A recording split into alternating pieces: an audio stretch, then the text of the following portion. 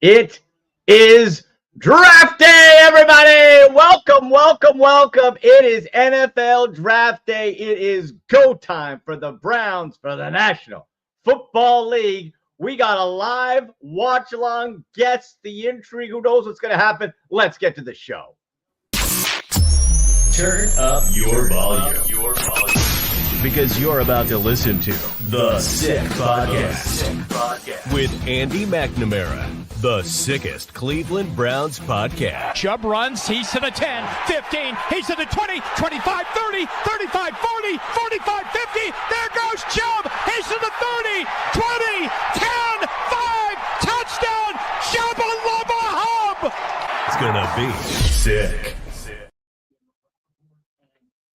All right, welcome everybody. We are ready to roll. We are good, and the NFL draft is here. So what we've been waiting for, what we've been waiting for all year. I want y'all to jump into chat, be active, have some fun tonight. Let's do this thing. We're going to be tracking this live as we go, and see what the Browns do, see what the Titans do, see what the Patriots, anybody. Are there going to be trades? What's going to happen? Click subscribe, notifications on. Make sure you're jumping in and taking advantage of the conversation on X at SickPodBrowns, at AndyMC81, on Instagram at AndyMCSports. And let's bring in my guy from ESPN 97.3. It is Mr. Josh Hennig. He's still in studio. He got done with his draft stuff. Josh, how you doing, bud? I'm doing good, man. You know, it's very convenient for people like me that the draft starts at night because I'm already up at night anyway because of this job. So it's like, oh, and by the way, the draft is on. Let's go. Let's go. Absolutely. We got, and throughout the night, we're going to have a few guests. We have live right now in the chat, our social media draft analyst, our buddy Grant Gillen. He is at a sports bar in Canton, Ohio, and we'll see. Hopefully he doesn't get too inebriated along the way, but Grant's going to keep us up to date. Already popping in the chat saying if the Browns trade, it better be for a haul. We got a rumor in, Josh, right off the bat before I went to air. Our guest, when the Browns come in, Roger Goodell's riding a bicycle, by the way. Are you seeing this, Josh? What is this poker doing? I think you might be a couple seconds ahead of me. Okay, well, you will figure that out right now. You will see Roger Goodell looking like a jackass. Yeah. So I'm about 10 seconds behind. So okay.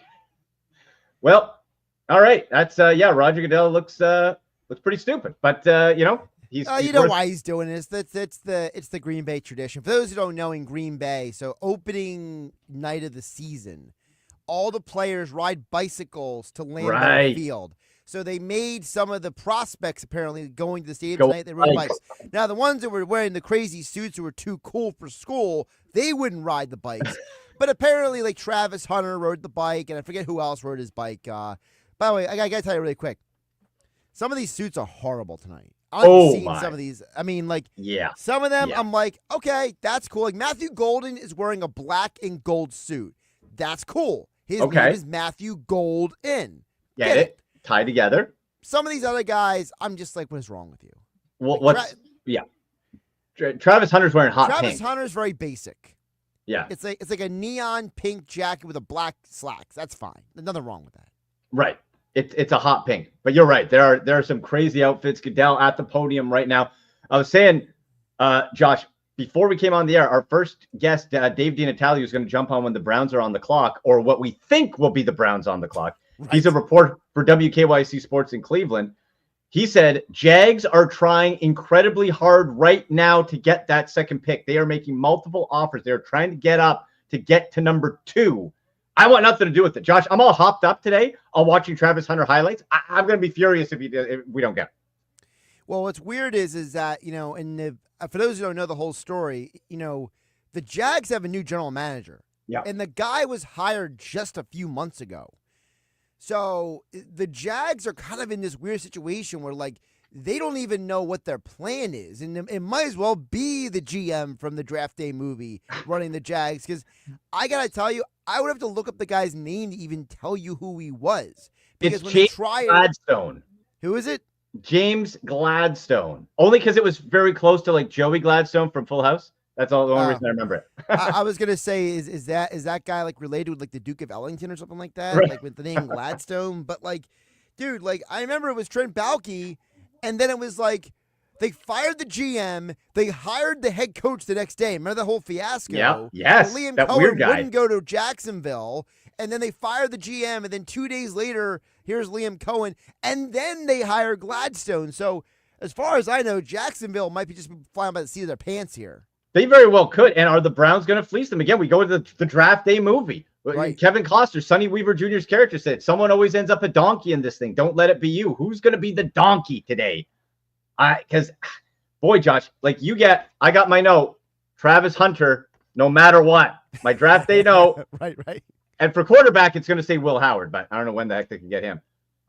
This is going to be fascinating as Clay Matthews is going to be addressing the Green Bay crowd right now. But if they get a Godfather offer, an offer you can't refuse, what would that look like to you, Josh, for the Browns? What would have to be overwhelming to literally be getting rid of the best athlete in this draft? 3 first-round picks. Wow. That is Sonny Weaver Jr. All my picks back. Well, because the problem is that if the Jags are that desperate, you got to give the Browns something that they can chew on. You know what I mean? Absolutely. Because if you're giving up Travis Hunter, a generational talent, arguably the best player in this draft, and you're trading down, first of all, what are you even getting at 5? You know what I mean? Yeah. After the top 3 guys, what are you trading down for? Mason Graham? I guess. Maybe. I like Mason Graham, Me the too. defensive tackle. I do, but He ain't Travis Hunter. he ain't Travis Hunter. This is a team, too, by the way, where the Browns were one of, if not the lowest scoring teams in the NFL per game average in every category. Mason Graham isn't scoring you touchdowns. Travis Hunter's scoring you touchdowns and intercepting balls for you. So if you don't take him, who is it at 5? Is it Ashton Giente? Are you going running back that high? I don't think you have to if you're the Browns because of the quality. The Browns won't. I that's not how they're made up. I'm looking at the Tennessee Titans draft room for the worst kept secret in football. It's going to be Cam Ward, right, Josh? There's no doubt. Come on. By the way, how do you as Mr. I've seen all the good and bad quarterbacks in my lifetime. Oh my gosh. What is Andy McNamara's take on Cam Ward?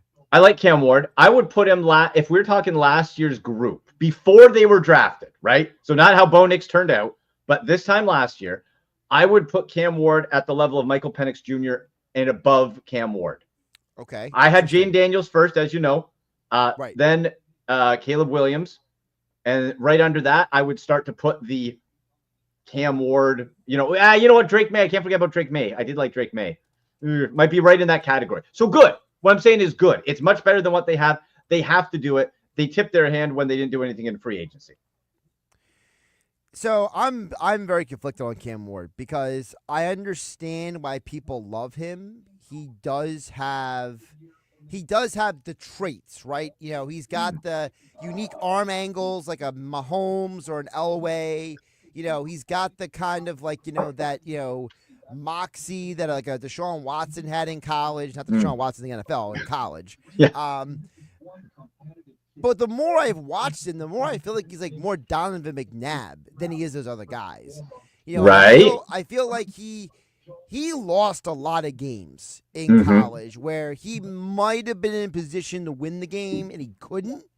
So I don't know if he is for example, that 99 draft, McNabb and Culpepper were the 2 best quarterbacks. Right. But if you would have put them in other drafts, they're not being drafted as high as they were. And that's the end with Cam Ward. Cam Ward, he's got a little McNabb in him. He's got the arm talent, but he doesn't have the I'm going to be one of the greatest of all time type of That's fair. mental makeups. That's fair. You know what? That's fair. But Donovan McNabb did pretty damn good in the league.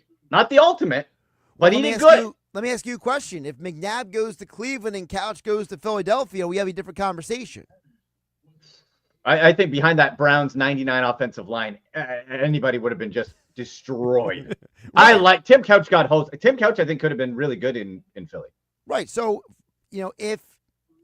how much is it the guy and how much it is where he lands? That's it. Well, so much. Look, Bo Nix and Grant in the chat saying, yep. Do we take Walker at 5 if you trade down for the Browns? Jalen Walker. If Abdul Carter's gone, that might be more dynamic than a Mason Graham. I think the Browns might be more in the middle. I got a better one for you. Tell Jacksonville to give you Trayvon Walker and 2 first-round picks. How about that? Ooh, okay. Now, are we talking 2s as far as this year's obviously, and 1 next year? Because I think I want more than that. I want Trayvon. Maybe give me another 2. I mean, that's fine. I'm just thinking in terms of what can you get from Jacksonville that makes it worth your time? Right. And ultimately, and here's the scary part for me, is that the Browns, Paul DePodesta, you've heard me call him the grifter, Josh, on your show, on my show, many times. Paul DePodesta, the grifter. This guy loves his draft picks. Loves his spreadsheets. Per Adam Schefter, the boy. Titans have said no to the final call that came in. Oh. The New York Giants called. They offered this year, next year, and multiple first-round picks. And the Titans said no. Wow. They said so. That was the Godfather offer to the Titans, and they did say no. Yes. They said no. So that tells you how highly Cam Ward is thought of by the Tennessee Titans. Really, how much they realize if they don't get Cam Ward, they are screwed this year. And say no. Josh, we talk about the Jags panicking and flying by the seat of their pants. I think the Giants are doing the same thing. I think the Giants are panicked because they haven't got to see and got clear results and see him run Abdul Carter. They want to take Abdul Carter. I think they're spooked. I think they're spooked about quarterback. I think they're on the hot seat. The Browns aren't on the hot seat. Jimmy Haslam, the owner, came out and said, we can wait on the quarterback. You don't have to reach. Now, really quick, the Giants are not. If you're believing the NFL reporters, apparently Cam Ward is on the phone with the Titans right now, but they will not show him on TV with the Titans. Okay. So there's 4 minutes, 40 seconds until that first pick. Tennessee needs to rebuild. They need lots of weapons too. Like this is, Cam Ward, I'm sure after this draft, Josh, will be the early contender for Rookie of the Year, but they need a lot of help in Tennessee. So, according to Mary Kay Cabot, she is reporting that the Browns are in the midst of heated trade talks with the Jags. No. She says that I don't believe the Browns would trade away the opportunity to get Travis Hunter unless they get extra first-round picks in return. So, apparently, if you read in between the lines there, it sounds like the Jags are balking on the multiple firsts. Then you know what, Jacksonville? You get nothing. That's what you get. You get nothing. You sit there. The Giants just offered 3 first-round picks to move up 1 spot. Right? That's the new conversation. I'm sure the Browns got wind of that. If I'm Andrew Berry, I'm getting on the phone to Jacksonville and being like, hey, the Giants just offered 3 first-round picks to move up 2 spots. What are you gonna offer me? What? Yeah, exactly. From 2 to 5. I would have it include, Josh, as well, Jacksonville's second this year because of the way that second-round pick works out. Because when you have the tied record, it flips around in the second round. So the Browns are at 33. Jacksonville's second-round pick is higher than, let's say, New England's.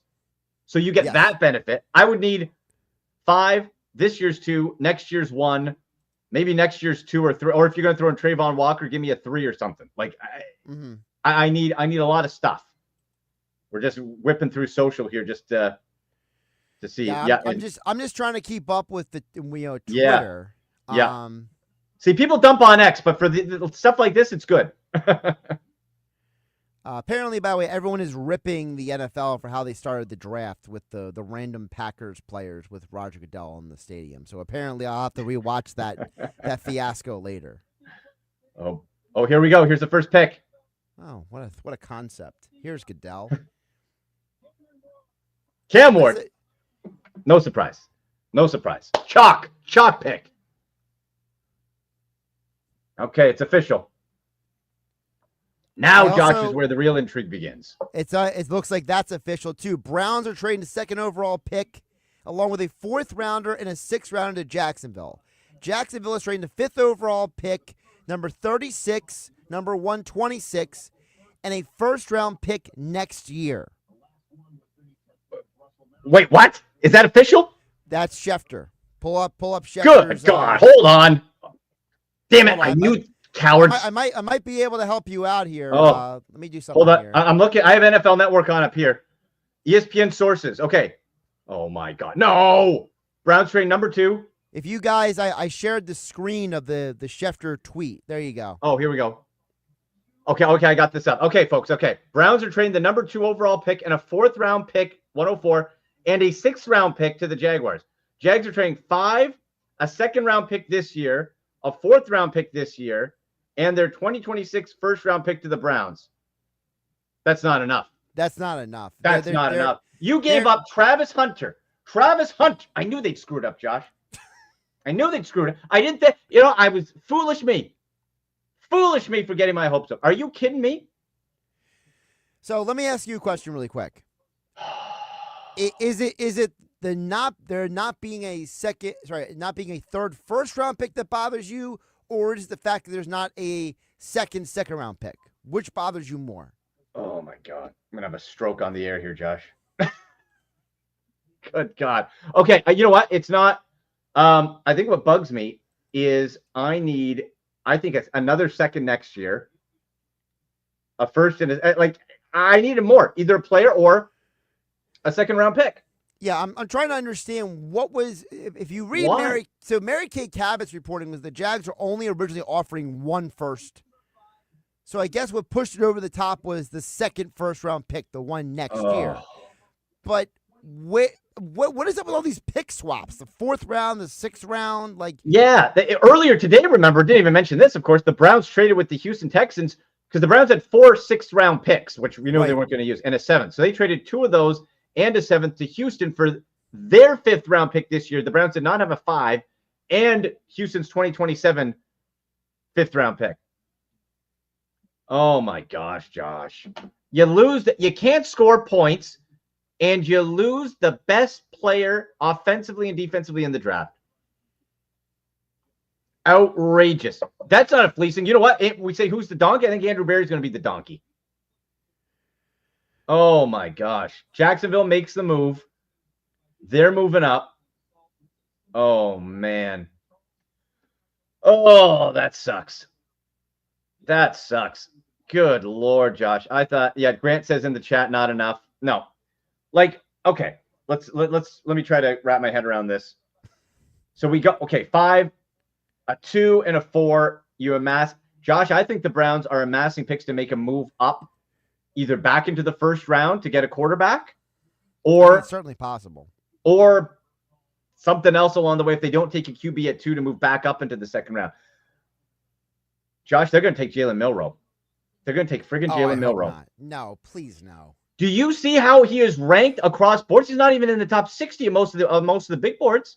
Did you see what he's wearing? No, I haven't. What? He's wearing a jacket, right? That the jacket looks like a kid cut out like paper, like I guess they're supposed to be crosses, but they look more like the crucifix that like John Constantine uses for exorcisms. So and they're pasted on his. I mean, let me go find the picture for you guys. Because I saw it earlier during my show, and I was like, see, this is the reason why I would never draft him, because you can't show up. I would literally disqualify you based on your outfit. You're out of here. You're. And credit to Dave DeNatale. We said as the show is coming on the air, Dave DeNatale is going to join us. The Browns are now up at 5, Josh. I found the image for you guys. You guys can share that. Oh boy.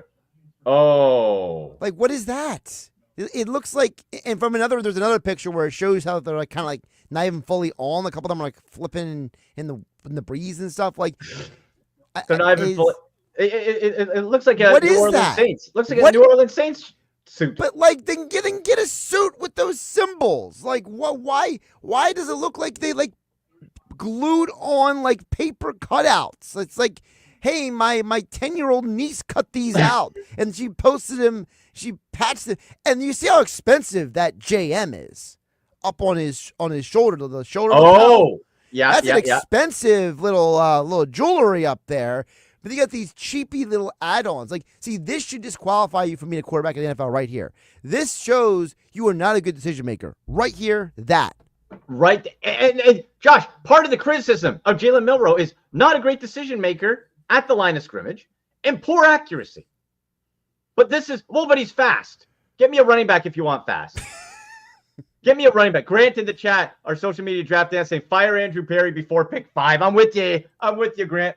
This is the Browns did not get enough for this pick. So who's the pick? Who's at 5? We were just talking about who's at 5. Is it Jalen Walker? Is it Mason? Is it a defender? What is it? I would be floored if they went with the running back based on how that room value, how that they're not going running back. No, they're not going then, right? I'm assuming it's either Graham or Walker. Would be my guess off the top of my head. I mean, unless they're going offensive line and they're hoping Will Campbell falls to them. If you're telling me I could have had the most explosive player in this draft and I get a friggin' lineman. Well, you've always wanted the Browns to act more like the Eagles. That's it. Oh, God. Look, these bozos are going to take Travis Hunter. Oh, they already Travis did. Hunter to Jacksonville. Apparently, it's a done deal, according to the people who are tipping off the picks. Oh, spoilers. Yeah. They're making the official pick now on NFL Network. Oh, my God. Josh, okay, I understand the Browns need to play catch-up with picks because they screwed themselves with the Deshaun Watson deal. But to you, outsider to the Browns, does it make sense for what they got to let a player with the upside of Travis Hunter, who, by the way, won not just the Heisman, but also the Offensive Player Award and the Defensive Player Award in college football, a unicorn of a talent? It makes no sense. This feels like the ultimate. Listen, as the world's foremost expert at overthinking, I can tell you this is the Browns overthinking. That's what they're about. So Diana Rossini is reporting that apparently the Jags have been calling the Browns all day long. So this almost feels like they just badgered them into making a deal. Well, then the Browns are stupid, and they're overthinkers, like you said. And that's right. Analysis paralysis. Oh, they're crunching their numbers, Josh, all the spreadsheets. They're the stupidest smart people around. They always overthink, and they always think they're smarter than everybody else, and they never are. The Eagles are smart. Again, this is what drives me nuts. Andrew Berry trained with the Eagles, trained with Howie Roseman, and it just doesn't work. Really quick, so the guys from Over the Cap just did the math. So apparently the Browns, because of the point value of the picks, actually received what is equivalent of 1,900 more points in draft capital than they gave up. Whoop-de-hell. That doesn't factor in, it's Travis Hunter. Yes, he is a unicorn of a player. Oh, no. Andrew Berry called him a unicorn. Yes. Oh, no. Josh, we don't need him. We scored some of the fewest points in the NFL, fewest points in many categories. No, we don't need a star. Randy's in the chat saying, wow, what a trade. Is that a good wow or a bad wow, Randy? For me, it's a bad wow. There's Travis Hunter. Look at him. Oh, he's smiling. He's in nice and warm in Jacksonville. This is a guy, Josh, who studies football. He said, what does he do? Play football. What does he do when he's not playing? He's studying football. What is he doing when he's not? He's fishing. That's the guy you want. Not some bozo quarterback who's pasting crosses to his pants. By the way, you know who's probably even happier than Travis Hunter right now that he got drafted by the Jags? Who? His girlfriend. Why is she? What's her deal? She's like an aspiring model, so now she's got plenty of beach time for like modeling sessions and Instagram and TikTok and all that stuff. Now she's set. Tony Khan, owner of AEW, AEW friend of show, All Elite Wrestling. They'll be happy. He might show up on Dynamite. Yeah, I'm supposed to be going to the AEW show next weekend, so there you go. Did you get Deanna Purrazzo on? They're working on it. Yeah, I'm waiting for the. You know how the logistics work, but yeah, she's supposed to be coming on the show next week. Nice. She's a heck of a talent. That'll be a fun New Jersey's interview. own. She's a good one. She's a good one. Oh man, look at Trav. That should have been the Browns color. Josh, help me. I can only hope so much, man. Oh my gosh, I almost had tears. Look at the stats. Don't show me. 15 touchdowns. I think the reason why you're ahead of me is because I have ESPN on and you have NFL Network on. So. Oh, I'm not even gonna look. They're showing replays. You know what I was watching all day? Replays. Excited for Travis Hunter. No way. Right. Do this. No way. Just handed the card. That's it. That's your job, Josh. You said it perfectly. Overthinking. Also, to your point, so you have talked many times right here on this podcast, Andy, about how analytics has infected the Browns' decision-making, okay? Yes. This is where analytics get involved because on the draft chart, right, on that scoring system that every team uses, the scoring system says the Browns won the deal. But in football world, in the real world, the Browns right now now, again, I don't know what next year means. Do the Jags stink next year, end up with the first overall pick, and the Browns have him? I don't know. Right. And does that mean you get Arch Manning next year? I don't know. But like that, I can't worry about that right now. And I feel like this is a situation where you're trying to think 2 steps ahead when you just need to be present. Yes, exactly. Be present in the now. All these magic beans for the future, right? Magic beans. All these, what about these? So here's the thing, Andrew Barry. You got to hit perfectly on the rest of these high picks, or you got to be gone. He won't be, but he should be. He's got to be gone if he doesn't. Now you have draft capital. The problem that has been crippling the Browns since the Sashi Brown days, remember that, John? Going way back. Ray Farmer days. Sure. Yeah, that idiot. These guys are great collecting picks. Oh, they can collect them all day. The problem comes in Cleveland when it comes to picking players. And unless it's an absolute layup like Myles Garrett, actually, let me correct myself. Travis Hunter was an absolute layup, and they just screwed that up. So they can't pick players. By the way, someone put on Twitter, they said, considering everything the Jags gave up to get up to that pick, if they don't play Travis Hunter at both positions, it'll be a crime. Oh, we got Rob Conway, my guy Rob from Woodbine, in the chat saying, "Are you okay, Andy?" No, Rob, I'm not. I'm not okay. I'm calling in sick to work tomorrow. Oh my gosh. Oh, Darren Ravel just brought up a great point. Oh no. He said Travis Hunter wins in another way. Instead of going to Ohio, he's going to a state with no income tax in the state. Another win for Travis Hunter. Another win. Oh, I'm looking at what? Stop with the replays. I know. Oh, they're interviewing him on ESPN right now. He is so happy. So happy. He's so happy. He's shocked. He thought he was going to Cleveland. Now we all thought he was going to Cleveland. You freaking. Obviously, Sonny Weaver is not running the Browns franchise tonight. No. Sonny Weaver Jr. I want Sonny Weaver Jr. in there. Andrew Barry does the part well of Sonny Weaver Jr. of giving away the picks. He does that great. Great job.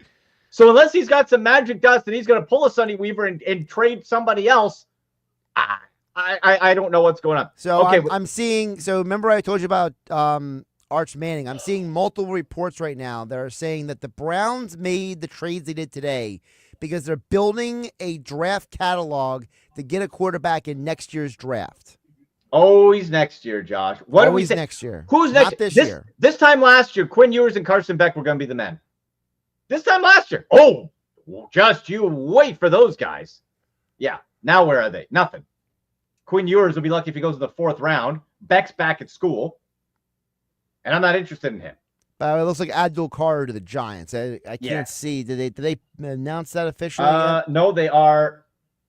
Looks like they are. They're showing the Giants room. They're clapping. Abdul Carter is a bit of a risk because, like Josh, he has not been able to work out. His agent. Yep. Oh, here we go. Let's see. Official. Abdul Carter. Yeah. So the players have been right. 1, 2, 3 that we expected. Correct. Just with the twist of one team missing out on the best one. I'm here now. I'm getting asked questions, Josh. Could the Browns? I'm here. Could the Browns trade down with the Saints, or in another trade down? I'm not seeing that. I must be that must be from someone I haven't seen yet. Everything I'm seeing right now is that apparently the Giants were taking calls before they made the Abdul Carter pick. That's what I'm seeing. So apparently the Giants were taking calls to see if anyone to trade up, but apparently now again, take this for what you will. The theory is that based on what I'm reading, okay? Yeah. If I'm piecing it together, apparently nobody else wanted to give up what the Jags gave up. That's still not enough for that player. It's still not enough. I need, it's almost was a case, Josh, with how talented he is and how badly the Browns need scoring. I don't care what they gave up. Take the player. I'm getting on Twitter. My old buddy Michael Pagano, he just DM'd me, Andy, I wanted to send you my condolences on the Browns' actions. I really thought they should have taken Hunter. Me too. Hope things work out for you guys. Thanks, Michael. Apparently, Travis Hunter said on television, he said, the reason why the phone call took so long is I had to talk to both coordinators. Ha! Oh, what a talent. Travis Hunter said, apparently he was in the interview on TV blaming the Jags for why the pick took so long to get in because they had to have him talk to both coordinators. It's already started. Oh, Lord. All right. Well, now, okay, Abdul Carter. So if the pick stayed chalk, Will Campbell should go to the Patriots. Or does he? I mean, or does he? Right. I am just beside myself. Oh my gosh. So it's okay. So let's say for fun, Will Campbell goes to the Giants. Okay, Giants need a whole lot of stuff. To the Patriots. Patriots could use offense, but let's say they go Will Campbell. Who's the pick for the Browns? Let me know in the chat here, folks. Who do you want? Is it Jalen Walker? Grant throw Jalen Walker. Is it Mason Graham? Like, I really like Mason Graham, but again, Josh, he's not scoring me points. And I'll say this too. I bet the Browns don't take Mason Graham because we go back to analytics. Never mind the fact the guy was a championship wrestler and moves guys around with these. His metrics, if you plug them into the computer from the combine, don't look good. And so for the Browns, that's going to be no, because you got a bunch of nerdlingers sitting there crunching numbers instead of watching actual tape. And that's why I don't think it'll be Graham. Maybe it is Jalen Walker, or hell, maybe it is Gente. Who knows? I think you're right. Warren Sapp apparently is on some CBS Sports radio show right now, basically saying that Abdul Carter is going to be the bust of the draft. Wow. Way to hate Warren. Didn't he get busted for some stuff a little while ago? Yeah, that's why he's not that's why he's not NFL Network anymore. Yeah, that's what I thought. Well, so James Palmer, who used to be with NFL Network, is reporting. He says, the Giants did a ton of work on Shedeur Sanders and Abdul Carter. The reason why the Giants wanted to trade down because they wanted to accumulate more trade assets and potentially trade back up into the first round. But they had no takers, so they just took the best player on their board, Abdul Carter. Gotcha. Okay. So I think that makes sense. Again, the concern to me is that you're the Giants and you're hoping that stress strain, that stress fracture, whatever, doesn't come up. And does it linger? We talked about Courtney Brown. Going back to the Browns draft, like that's what I'm feeling. But hey, it went healthy. The guy's a heck of a talent if you use him right. He's not a pure edge rusher. You got to move him around. By the way, Diana Rossini is following up on that report you saw earlier. She says the Cleveland Browns are taking calls from teams interested in moving up to number 5. What am I doing? What am I doing here? What? This is like the opposite of the draft day movie. It's like this is the keep. You know what this reminds me of? This reminds me. Oh my gosh, Josh! This reminds me of the last time Titans picked 1 and the Browns picked 2. They kept trading down. They traded down not once but twice. You know who they got with pick 15 after trading down twice, Josh, in that draft? The Browns? Yeah. I'm trying to remember what year this would have been. Was this? The Wentz year. Wentz year. Oh, the year that the Browns had the second overall pick. Yes, that's what I mean. And the Titans had the first. And the Titans traded out. Was that the year they drafted that offensive lineman? Nope. We got Corey Coleman, wide receiver. Oh, the guy from Baylor who couldn't stay off of drugs. Yeah. Speaking of drug problems. Oh, no, that was Josh Gordon. I actually have his autograph on this football behind me. No, Corey Coleman had drug problems too. What? Did he really? Yeah, I'll look it up right now. I'm pretty sure he did because I remember there was some story about like he got like pulled over with something. Oh, God. You know what? Probably. Apparently Corey Coleman's in more trouble recently. He is now being charged with attempted murder this year. God, that's about right. Great. He got the last thing I remember him on Hard Knocks. He had a shoe collection, and then they cut him. They showed his shoe closet, then they cut him. That's what the Browns did the last time in this exact situation. Trade down instead of not being cowards and taking the best player. Oh, Grant saying in the chat, at this point I trade 5 because there's no substantial player that stands out above the others. You know what? If you look at it that way, it's like, okay, if a player you have at 5 and maybe 9 are the same. Is this a case too? Could it be you trade down to 9 if the Saints? But here's the thing. Why are the Saints trading up? That's what we have to see. Everyone wants to trade down. So why do the Saints want to trade up? Really quick. So Corey Coleman was first arrested in 2017 for a bar brawl, which resulted in him getting arrested for that. He was later sued by the people he assaulted in the bar brawl. Oh, boy. Yeah, he had to pay a bunch of, like, medical stuff. Yeah, he's a mess. He's a disaster. Not surprising. He's a disaster. Well, Patriots are on the clock.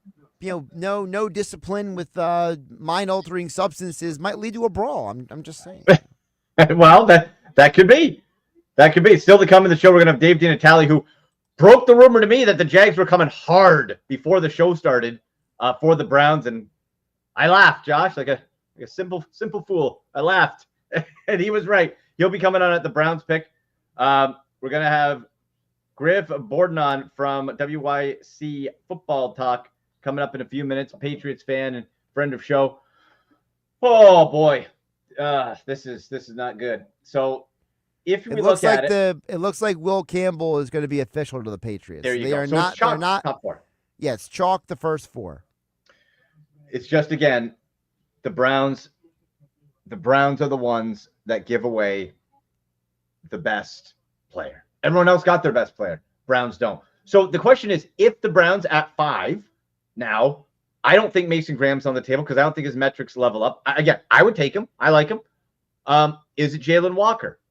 I agree with you. I don't think he'll be the running back. So if not, is a trade there? But again, we have to ask. It's always, trade this, trade that. Why would the Saints trade up? Who would the Saints be chasing at this point? Because I think we can ask that same question. Let's hear it from the Patriots. By the way, apparently the Patriots Campbell's drafting official. Will Campbell apparently is so. I don't know if you heard this story. You'll love this because you love insane sports stories.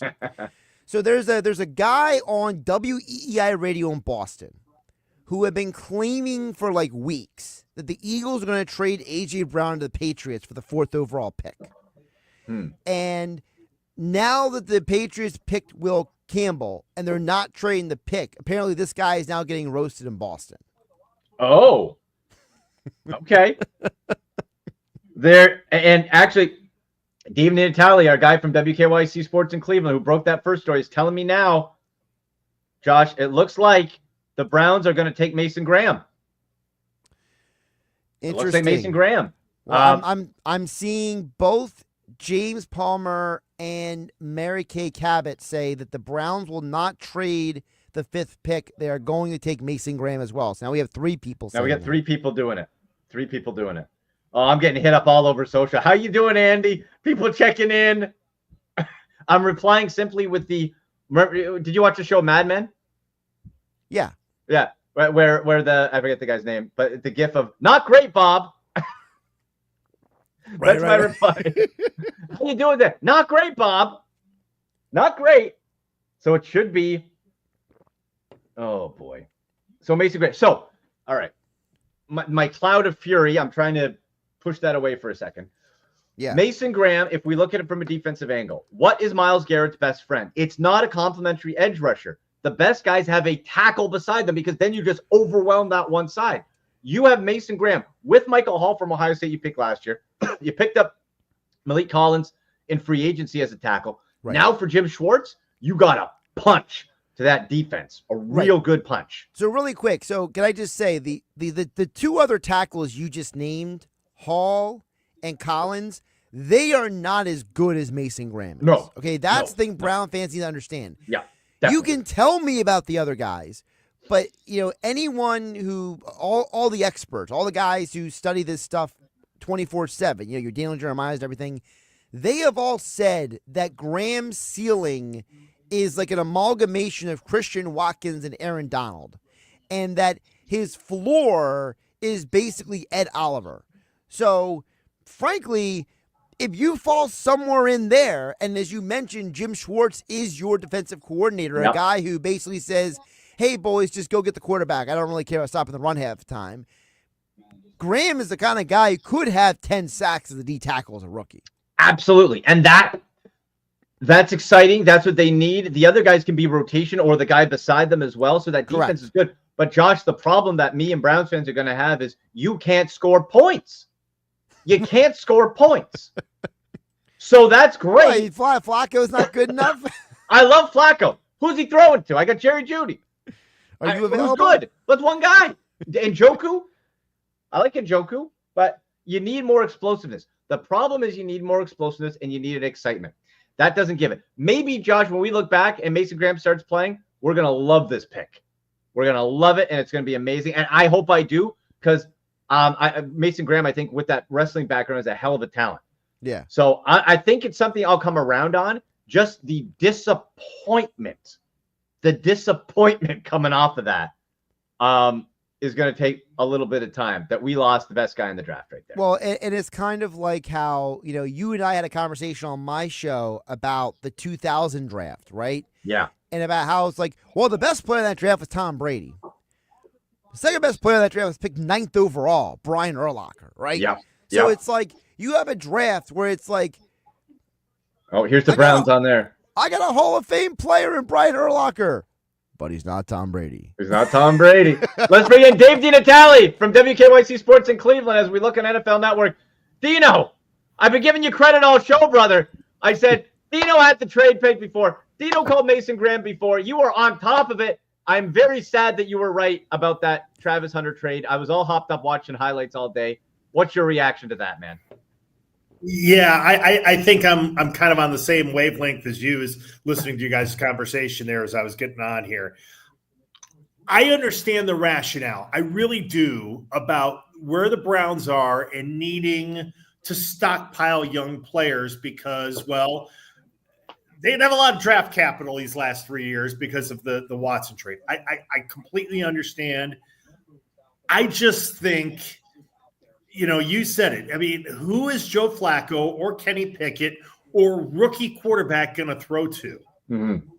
Yeah. Other than Jerry Jeudy and Njoku, I don't know. Now, some of those answers are going to get solved in the course of time this weekend, but I just think when you have the consensus best player, and I think it was consensus, there wasn't anybody, correct me if I'm wrong, fellas, there wasn't anybody in national media, local media, anybody who didn't think that on the big board of players, Travis Hunter wasn't the best player in America. He was. He was. He won all the awards on both sides of the ball. Mason Graham, by the way, the official pick of the Cleveland Browns coming in. I'm actually a little bit surprised, that they did go. I was mentioning to Josh that his metrics don't match up analytics-wise with what the Browns typically like, the measurables at the combine. I think he's going to be a hell of a player, but right now, are you feeling the frustration from Browns Nation that we just let the most explosive player in the draft slip through our fingers?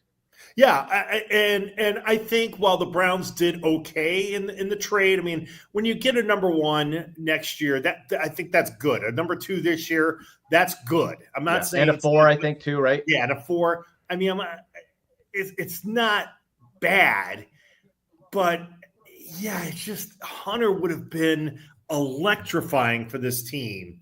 And again, I agree with you. I think Mason Graham long term is going to be a really good player on this football team. I believe that. I think the Michigan defense over the last 4 years has been just lights out good. Yeah.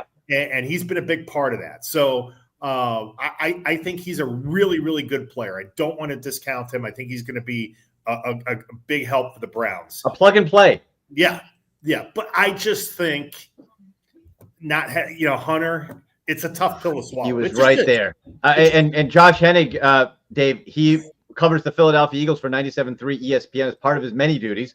But he knows Jim Schwartz quite well because they won a Super Bowl with him. And Josh, you're saying Mason Graham fits the Schwartz defense. Yeah, because Schwartz is the ultimate pin your ears back, boys. Go get the quarterback. I don't really want to blitz. I just want my front four to go get. And so Graham fits that mold of just, hey, I need a guy who can play 3 downs, who can stop the run almost by accident on his way to the quarterback kind of thing.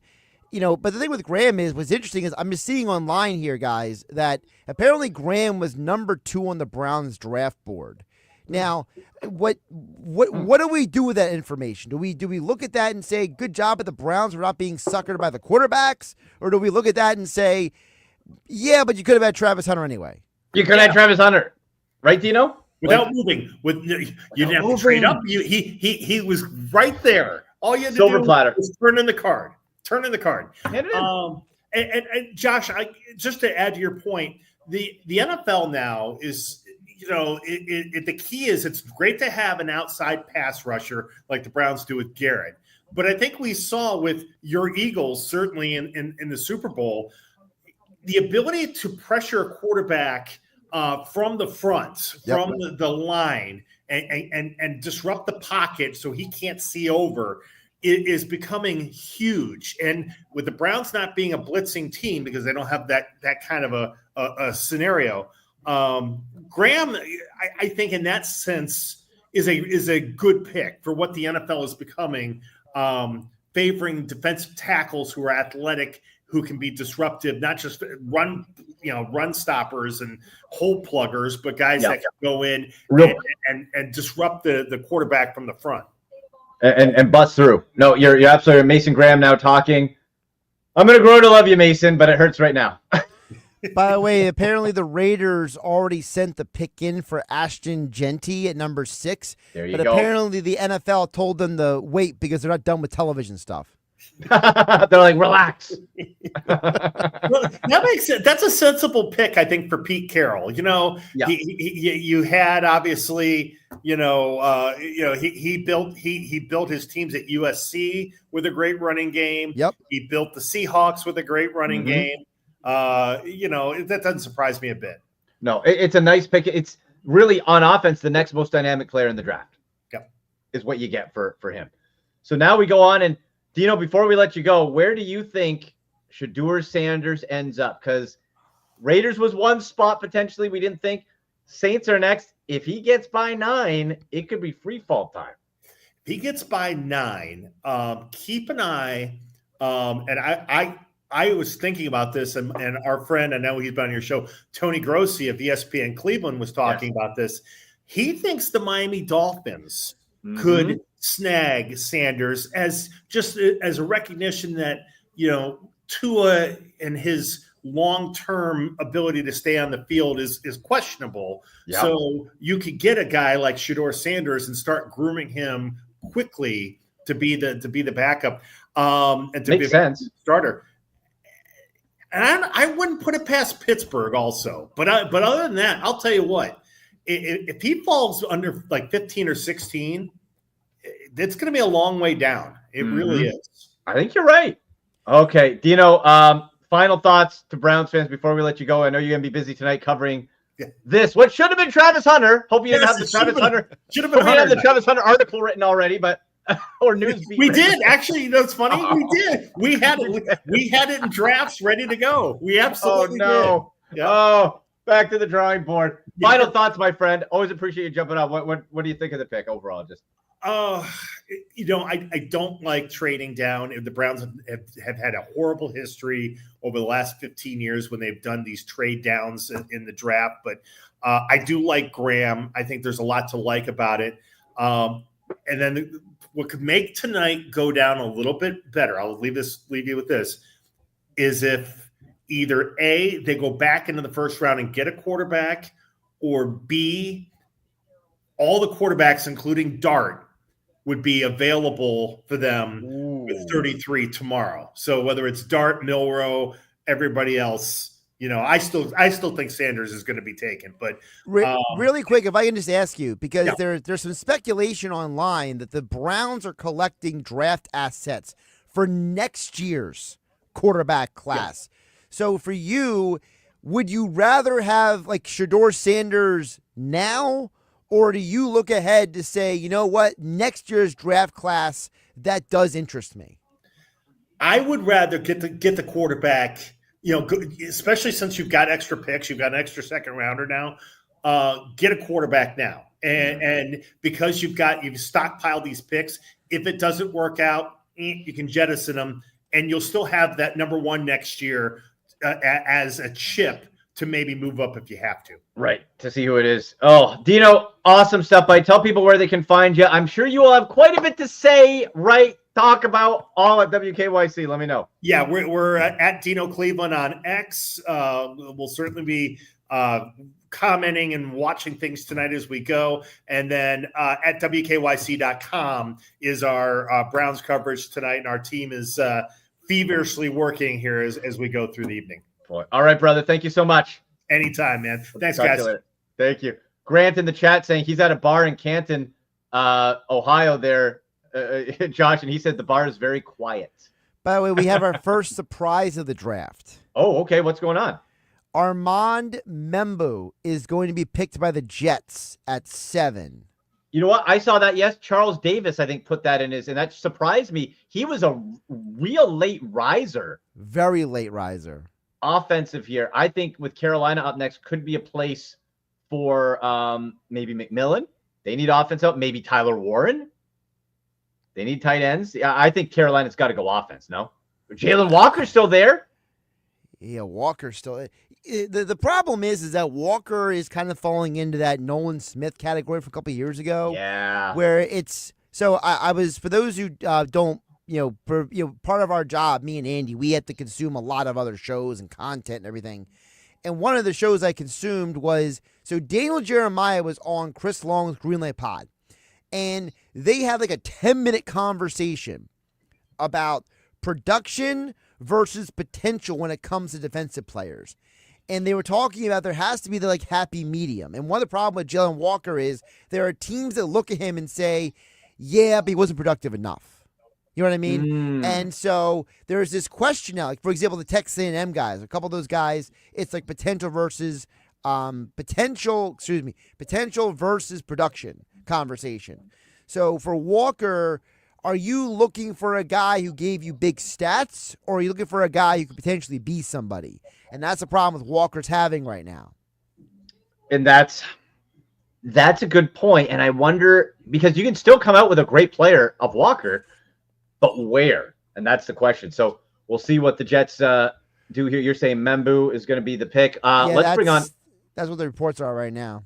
Let's bring on here, and Josh, in a few minutes, we'll let you go because you've been super generous with your time, my man. But let's bring in our buddy Griff Bordignon from WYC. I've got my WKYC YWC football talk. We had too many letters there, Griff. Yeah. Host. He's a Pats fan too. Griff, how you doing, brother? You know what? It's draft night. I'm doing well. Also got draft night. NHL playoffs as a combo is not really the best, but I'll take it for what it is. I'm so. I hope there maybe producer Jimmy can get a picture of my face when Josh informed me that the Browns traded the pick and I didn't believe him. Just shock and sad. What did you make of that? The Browns silver platter grip right there. Here's the best player right there. No, we don't want points. I'll be honest with you though. I like the twist of Graham because I think it goes great with what Cleveland's trying to do on the defensive side of the football, and the fact too that they know, hey, we're stuck with the Deshaun Watson contract. We're going to have to stomach it for what it is, and we want to build assets for the future. Not to say 2025 is nothing to be excited about, but it's just one of those picks where it's like, hey, the haul they got, the fact that they got a future one, because we don't know next year how Jacksonville's going to be. Jacksonville could be back in the top 15 of the draft. So say if Cleveland's year, I'm not saying Cleveland's going to have a 3-win year, but if Cleveland has a year where there's 2 strong draft picks there, that just stuff like that can catapult into contention next year when I believe the Watson contract's a little more stomachable. So it's a double-edged sword, honestly, where it's like the great flashy players right there, but at the same time too, it's Andrew Berry going, well, one, A, I need to save my job, and B, build for the future. Well, speaking of Andrew Berry, he's speaking right now. If your producer wants to share the quote up there, Berry basically feels like it was the right move for the organization because the value they got. He believes they added a blue chip guy in Mason Graham, an extra high pick in a sweet spot in the draft, he's calling it, and an extra first-round pick of what they feel is a strong draft early.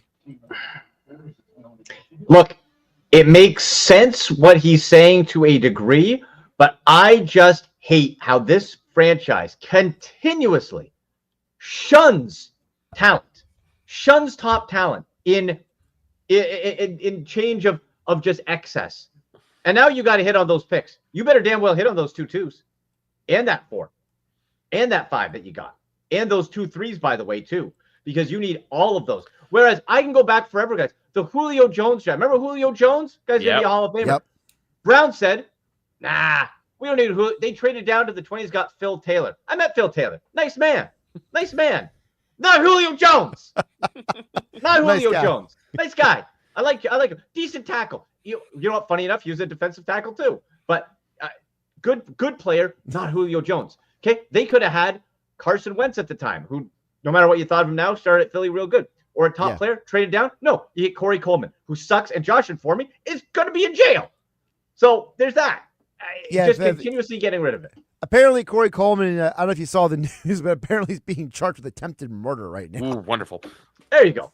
Great guy. But Griff, that's the thing. So you're a Pats fan. Will Campbell was the chalk pick. We talked about it. You happy with it? Yeah.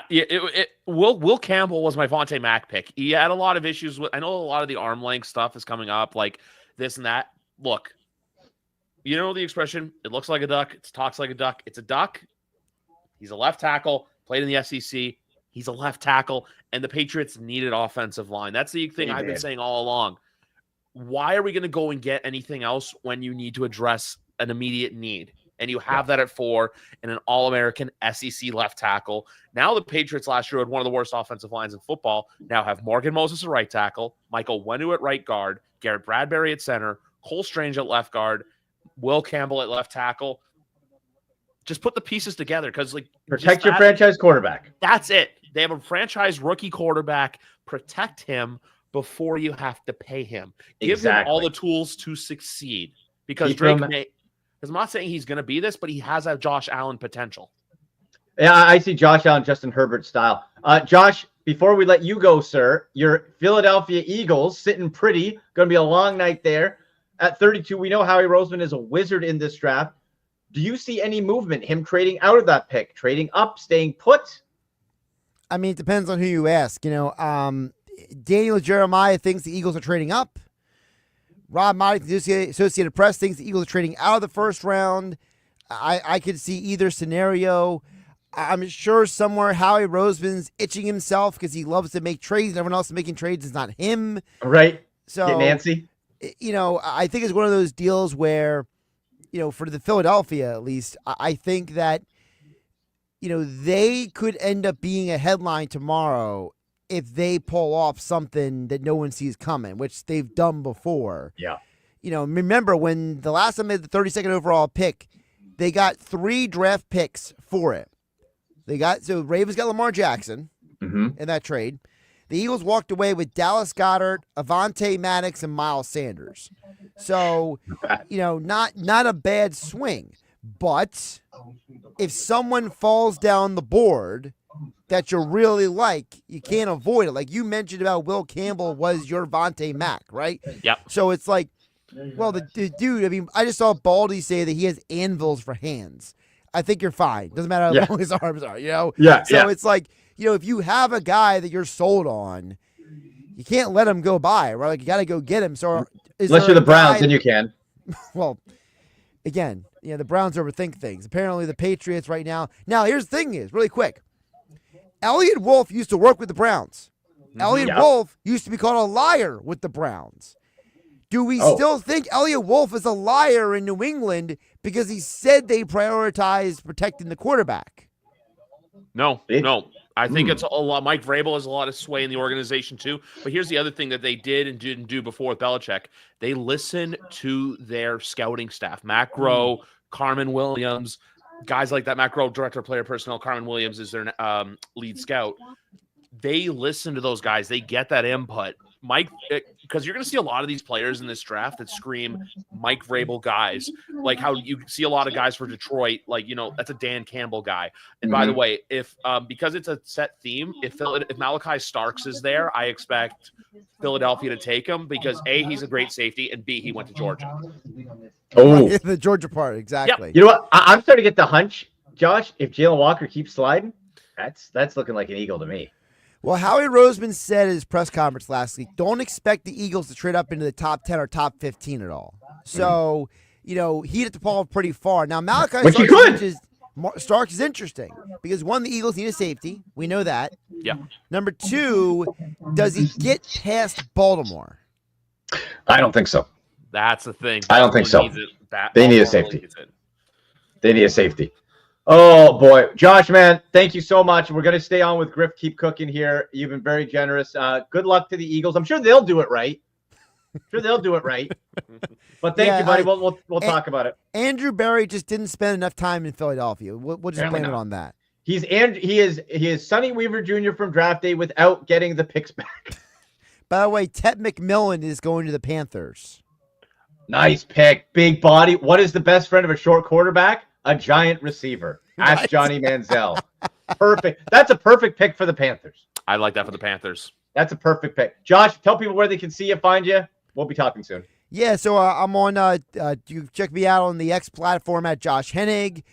Just search 973 ESPN in my name, and you can see my YouTube channel, all my shows during the week and the weekend, and a partridge in a pear tree, because now when I'm done here, I got to go finish an article. So. Oh, my gosh.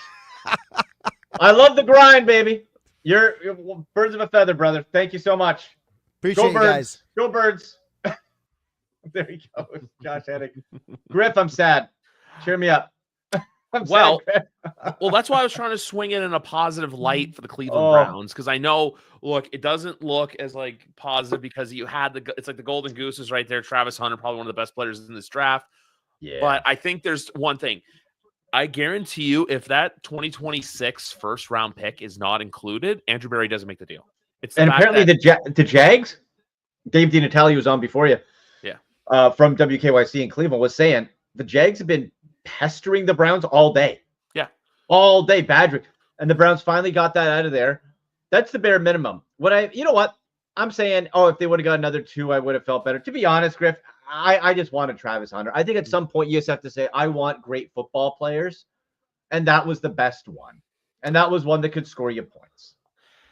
I'm sorry, I was just distracted because there's a guy wearing a sign that says Cat Daddy as the Panthers are about to pick, which I don't know which feed you're watching. If it's I'm watching NFL Network. Oh, I was watching NFL Network upstairs, but downstairs through Canadian sports providers app, I'm watching ABC's feed. But no, Ted McMillan to Arizona, not Arizona. He was at Arizona to Carolina. It just makes too much sense in the world. But no, for Cleveland though, it kind of is like the movie though. Think about it. Have Cleveland take advantage of a kid GM. Gladstone wanted to make a splash because he did. That's the thing I was saying. If Jacksonville doesn't have the best year, there's a guarantee that pick's top 20 as well.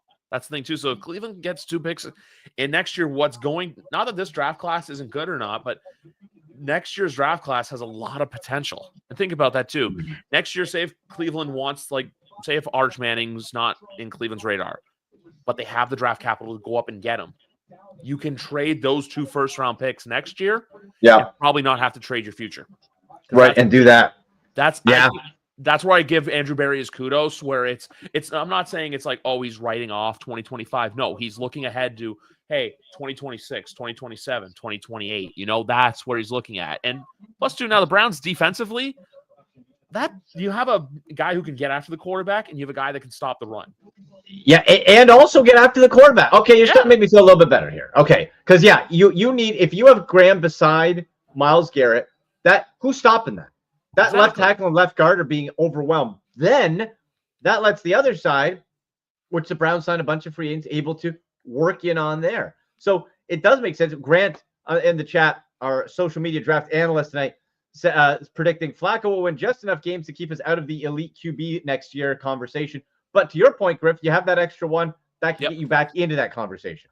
Because it's one of those things too. So say, for example, if Cleveland's picking, say Cleveland has the 9th overall pick next year, and then they have Jacksonville's picking let's just say 17. Just throw 2 numbers out there.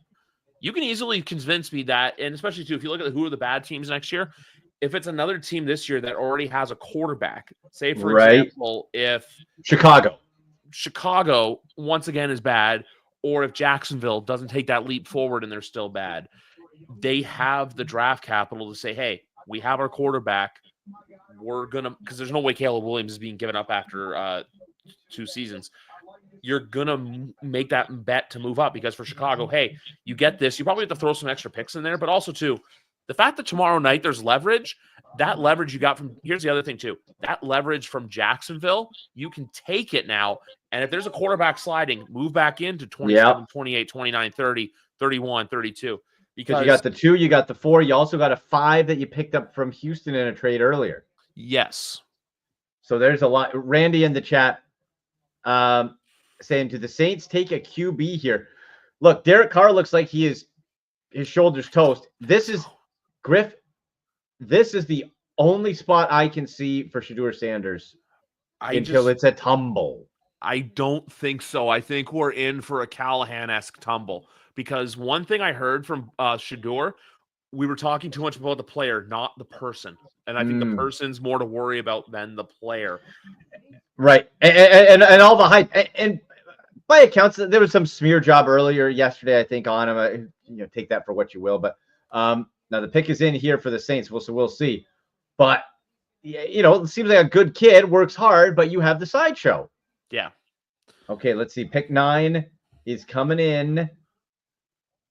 So if they don't pick here, you still have Jalen Walker on the board. You still have tight end. They won't go tight end. They may. The Saints haven't had a good tight end since Jimmy Graham. They do have Foster Moreau and Juwan Johnson, but they're showing Shedeur Sanders, but I don't see him on the phone. He's drinking. Yeah, he's smiling, but he's the one. Mine just on the interview quickly, and his father literally looks like an older version of him. Yeah, I know. Oh yeah. So Shedeur's there. I didn't see him on a phone call. No. Oh boy. And then Chicago after that. Like, do the Saints? Saints are a bit of a wild card here. It's a bit of a turning point. I like as well the thought that Shedeur, if he gets by the Saints, don't discount the Dolphins. With the Tua stuff, I think that might be a smart play. You can't count on Tua. You got Tyreek Hill there. You got Jaylen Waddle. And they also have the Jalen Ramsey fiasco going on right now too. It's just not pretty for the Miami Dolphins, but because the Saints really is where it can get chaotic, because I do think that Jalen Walker, if he makes it past 9, Chicago or even San Francisco, I think is a potential for Jalen Walker. San Francisco that's looking like a spot. Yeah. Now you also got other defensive tackles to think about. Kenneth Grant, right? He's up there. Other wide receivers. Who's the next receiver? Emeka Egbuka from Ohio State. Matthew Golden.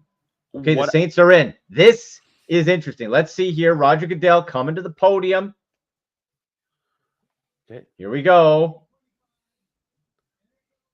Okay, what is it going to be? Kelvin Banks Jr., tackle. They take offensive tackle. Like the pick. He was falling down way too many big boards for no reason at all. Great. I thought the Saints might have got him. Sorry, not the Saints, the Seahawks. But yeah. Wow. And plus, too, because the Saints, you have to remember, they lost Ryan Ramczyk to probably injury. The Saints need the offensive line help because, you know what? Hey, it's like the reverse of what the Patriots just did. You get the big boys up front. They got Fuaga last year. He also has there's a very young baby next to him. Yeah, be careful. Be careful. That looks like a newborn baby. I'm not even kidding. That child is home from the hospital. he is fresh out of the nursery. Yeah, that baby is like 3 days old. But no, Calvin Banks is a big boy. He had a great story too with his mom being sick last year. Hook 'em horns. But I agree with Grant here. This is where the free fall is going to begin. Mm-hmm. Chicago's kind of a wild card now that Gentry's off the board. I feel like they can go anywhere. They can go offensive or you know what though? They've done a lot with the offensive line and free agency. So I feel this could be a Tyler Warren pick. This could be a Tyler Warren pick. Do you take him with Cole Kmet? Look at Vegas with Michael Mayer and Brock Bowers. You're right. It could come down to we have to, with these new age tight ends, sort of disassociate ourselves from position title. Is he a weapon? Is he somebody you can use on offense right away? Yep. If you think he is, then you can go that way. Here's the thing with it too as well, though. You also, if he doesn't exactly marinate right away, you have Cole Kmet there to take the weight off of him as well. Because, how tight ends sometimes they take a few years to develop. But I honestly think because I will say this, though, if Could be Hampton as well. Omarion Hampton, running back. That's a sleeper first-round pick. That is a very big sleeper, but I like him a lot. I do too. With wide receiver, though, I think once one goes, they're going to start going. We'll see like McMillan once the next one goes. Yeah, it's once Matthew Gold. I think so. Here's what I think happens. I think Ibuka is going to go first, but I think Matthew Golden's the better receiver overall. But no, Dart go before Sanders. Oh, that's a. Look, it could be. I've seen analysts do it. Depends on the upside. Sanders to me has a high floor, low ceiling. I think he could be, depending where he goes, the best day one starter of the rookies because of his high floor, but his ceiling is low. Dart, opposite. High ceiling, lots of potential. Wasn't great on leading comebacks at Ole Miss, but ran a non-NFL offense. Has all the potential. I like the prospect. I don't think that would be crazy at all. Oh, Sanders to Colts, granted. No, I don't think they're going to give up on Richardson I think they'll wait till next year. I would see more of a tight end going there or receiver, something like that to the Colts. I'm just distracted by this schedule release thing that Laura Rutledge and Colleen Wolfe are doing right now because I'll be honest, I don't know. I just said schedule release. I'm like, because I'll be honest with you, schedule release is a very underrated but very good day on the NFL calendar. Oh yeah, that's when you start planning your trips. Yep, you start planning your trips to Cleveland. I'm essentially looking to go into Foxborough this year, making my first time since 22 for me. Let's see. All right, ladies, hurry it up. Come on, let's get back to the picks. I think they're revealing a game reveal. I just see revealed on the thing. Oh, every game revealed. What? Oh, international games? I know Browns are going to London. Oh, that's my birthday. Hey, what a birthday present. You get 9:30. You get 9:30 football for your birthday. Let's go. All right, I'll take it. Get schedule release. Yeah. So I guess they're just saying, hey, here are the international games, and then the rest will probably be announced in the next few weeks, if I had to guess. Yeah. Oh, May 14th. What a birthday present for me. That's great. The Browns will be playing in London this year. We know that. Yes. So May 4th. Yeah, so May 14th. You probably will find out the international games. Oh, my bad. I thought you meant like the game in London was your birthday. Oh, no. The schedule release is my birthday there. Yeah. That's great. The May 14th, that is I think Thursday. So I think that's 3 weeks from today. Ooh, okay. So who do the Bears pick? And then we'll start to wrap this sucker up so I need some bourbon, Griff. I'm upset. You know what? I was upset. I'm starting to cool. I think Mason Graham is going to be a great player for the Cleveland Browns. I think he's going to fit the defense tremendously. He came from the school of North, though. Now, the thing is, you gave up the most talented player in the draft. Yep. Period. You gave him up. On your play, you said no. Okay. So now you got an extra 2, a 4, and those 3s. What do you do? Griff, if they take Jalen Milroe, I told you on your show, I'm going to, instead of somebody with talent, I'm going to freak out. Instead of a receiver. Oh, here's the Bears pick. Hold on. Tyler Slow, by the way. Oh, they're saying, R.I.P. Mongo McMichael, by the way, passing away. The commissioner's giving a shout out. Very sad. I know he was. I know he passed away yesterday, but he was moved to hospice care, I think, earlier this week. Yeah. Very sad. Former 4 Horsemen as well, right? With Nature Boy Ric Flair. WCW.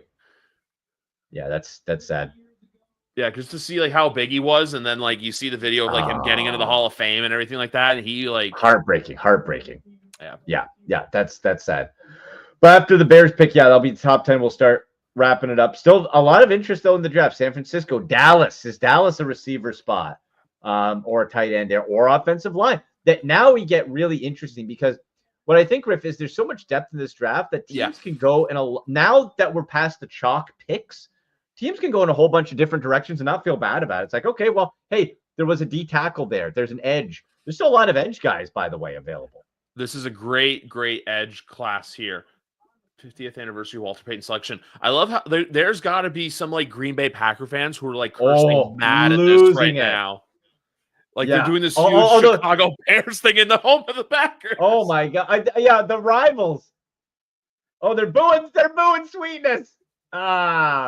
Yeah, you got. I'd boo if it was like Baltimore. I'd boo the Ravens, whoever. Oh, yeah. Colston Loveland. Whoa! I told you. I said tight end. I didn't think Tyler Warren. I thought tight end. Like Wow. Colston Loveland to Chicago. Another weapon for Caleb Williams. You pair him with Cole Kmet, the receiver core. What a pick. Wow. That's a weapon right there. That's going to be a nice friend to Caleb Williams. I love that pick. I am surprised by it. You called the tight end, my friend. Good job. Yeah, I'm like with Grant, though. I'm surprised it's not Tyler Warren. Colston is a very talented guy. Yeah. I kind of had him on my board for the Patriots going back to last year as a potential pick, but man, the most American home ever. He got the deer on the wall. He's from Idaho. Yeah. I wonder now, this is a bit of a shocker because Tyler Warren was generally ranked higher. So I wonder now if you see teams like, whoa, hold on. It shifts things up a little bit. Here's the thing too. This could be a Tyler Warren spot as well. Kittle's in a bit of a contract dispute. Kittle's getting older. Yep. Oh, pick is in. They were it might be Tyler Warren here. I actually, you know what? I think or Jalen Walker. What about one of the edge guys? I have a question for you with this. So what does this do to Kmet's fantasy value? Oh, chops it. Like real life wise, it's good. Fantasy wise, those two new to each other right now. Yeah, it's toast. It's another tight end that we can't count on, which is disappointing fantasy wise. Brian Thomas Jr.'s stock though keeps going up. Brian Thomas Jr. might be a first round pick in some drafts next year. Yeah, I don't think he should be. I think he's probably maybe like third or fourth round. But man, even like this pick right here though, because the Bears actually have a really good tight end set now. They have Cole Kmet, they have Colston Loveland. They also got Durham Smythe from the Miami Dolphins, who can be a really good blocking and good blocker. So, they get a running back later. Ben Johnson loved using Sam Laporta in Detroit. Think about it. He likes using he would even use Grant. So like for his last name, it was like with an S. There's like the Bears, the Lions liked using 3 tight end sets. So I wouldn't be shocked if the Bears are formulating a similar offensive scheme here. Interesting. Just get Caleb Williams as many weapons as he can. I will say this though for Tyler Warren, San Francisco is like a shot in the dark pick. I do think though, Dallas, no, because of Jake Ferguson. Mm-hmm. Miami could be the spot, but Miami too needs a wide receiver. So because if Tyreek Hill's on his way out and they do have Jalen Waddle, Miami too though they need a defensive tackle. The Miami could be if Jalen Walker gets past Dallas. I think Miami it's Jalen Walker, but there's so many good defenders on the cornerback hasn't been taken yet. No, guy in the secondary, right? Well, Travis Hunter, but tweener, back and forth, yeah. But for right now, though, like this is really unless trades happen, like I don't think another quarterback's going to go for a while. So I think Pittsburgh's going to sit pretty unless something happens. I'm hearing Pittsburgh will not take a quarterback because it'll be announced after Aaron Rodgers or Kirk Cousins. They have their guy. Pittsburgh's also screwed, though, because they don't have a pick till 83. Don't have a second round because you gave it up for DK Metcalf, who I love, by the way. I have to hate DK Metcalf. That upsets me. I love DK Metcalf. Can I be honest with you with draft? So tonight is great. Tomorrow night's where stuff gets really interesting because tomorrow night, it's like, here's how it goes. Tonight is for every NFL fan, which also I have to say something for the fans that are in attendance that are in full gimmick and full makeup. Sorry, I'm a wrestling fan. I'm going to use the term gimmick. Hey, I salute you. It's the middle of it. It's the end of April, and you're watching people get drafted. You're standing there for 3 hours, and the Bears guy, full bear head, full face, full gear. Good on you, pal. But no, tonight is just like, hey, round one, all the guys go. Tomorrow night's where stuff gets interesting, just because it's where the dominoes fall. Yeah, that's what Randy says too in the chat. The draft is interesting now. Sure is, Randy. Yeah. Yep. And then Saturday is just for the true sickos. Oh yeah, I love that one. I have all my combine notes. I'm like, that guy. I think we'll see more trades tomorrow. Third, second rounds moving up. I think so. Because tomorrow's just intriguing too, because you have that's when you have the fun people making picks. Like the Patriots have 3 draft selections tomorrow night. They have 38, 69, and 77 because of the Atlanta Falcons deal for Judon. So there's a lot going on. Browns now have 4. Think about that. And then tomorrow, if a quarterback falls and there's a quarterback they want to jump to get to 33. There's all the power there, Andy. That's what I'm trying to talk you off the ledge and look at a glass half full where and even tomorrow too, there's a lot of weapons that can be taken. There's a lot of this. I know this draft was never like the best because of the lack of quarterback depth, but every other position has a lot of good pieces. It Running does. back, wide receiver, tight end. Browns need a wide receiver. Andrew Berry sucks at drafting wide receivers, so we'll see about that. But should have been Travis Hunter. You could take a wide receiver Saturday in the 4th or 5th round, and the guy might pan out to be great. Look at Puka Nacua, for example. Look at other talented guys. And you have those extra picks that you can take a receiver if you like. You can take a running back. That's why I was saying it. Hey, which I thought for a second when Jacksonville was moving up, I thought Genty originally until they started saying, no, it's for Travis Hunter. But hey, if I think Cleveland would have been fine taking Hunter, but I think, like you said, Jacksonville's pestering. He probably said to the point where it's like, look, hey, give us a future first and we'll do it. Gladstone said yes because he wanted to make a splash. Think about that. Gladstone has to make a move that gets the fans excited in Jacksonville. Cleveland, meanwhile, done that. Cleveland, meanwhile, like at this draft too, building for the future is a good thing. Like, look at what the Bears did the draft with Fields, the Giants did with that draft. They went and they turned it into 2 top 10 picks. So anything's possible.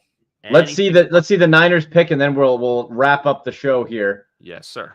Oh, and they lost. They're going through the loss. They lost Deebo Samuel.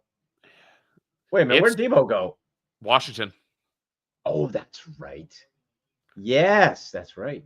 Also, though, too, I bet defense here. I bet defense for San Francisco. I think defense too. Well, they also got Robert Saleh back as D coordinator as well. Yeah. They're going to want to build within the trenches again. They did lose Dre Greenlaw as well. So I think this is Jalen Walker. I honestly think this is Jalen Walker. I wouldn't be surprised. Shamar Stewart, by the way, I think is super overrated and is going to be a Jatavian Clowney-like average guy wherever he's at. I'm not a Shamar Stewart guy. Jalen Walker, I do like. He's going to end up probably going somewhere in the 20s, Shamar Stewart. He's probably going to end up going to a playoff team but he'll go to a playoff team and it's like not expected right away. I'm just waiting for like where Jack Sawyer goes, to be honest with you, the Ohio State linebacker. Give me Jack Sawyer all day. Look, if the Browns end up with Will Howard, all is forgiven. That's all I'm saying. All is forgiven if you take Will Howard. I'd love Jack Sawyer too. Jack Sawyer's a baller. He seems like a lion. Oh, I was going to say. What, who'd they say? Oh, wait. Oh, they're sending it back, I think, for the pick. Let's see. Okay, here comes the commish. Jack Sawyer looks like a Dan Campbell Detroit Lion guy, though. I'd take him for sure, but here we go. So we're thinking defense.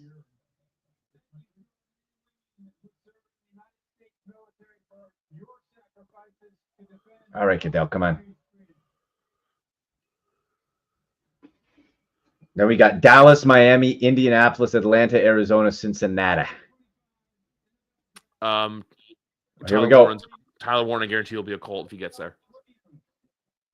Mykel Williams, edge. We said defense. Not the edge we thought. Mykel Williams. He said Mykel Williams. It's Mykel Williams out of Georgia. Look, that is a pick where, like, because if you think about the Niners, offensively, they're fine. Defensively, they got a little slaughtered in free agency and just with losses with the whole they had Dre Greenlaw's gone, Hufanga's gone. Who else did they lose? They lost Devondre Campbell. Remember, he like left the field after that Thursday night game.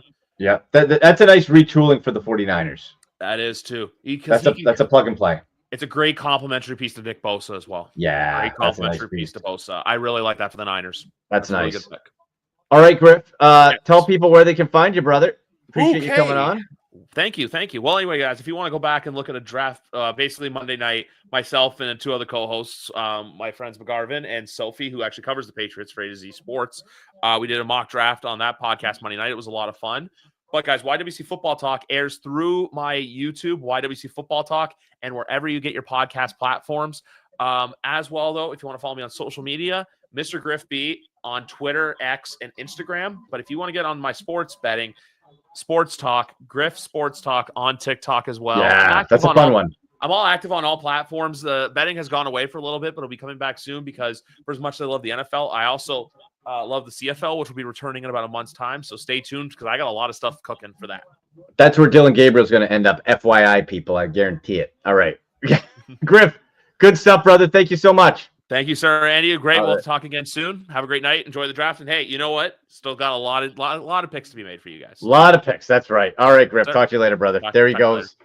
There he goes from YWC Talk.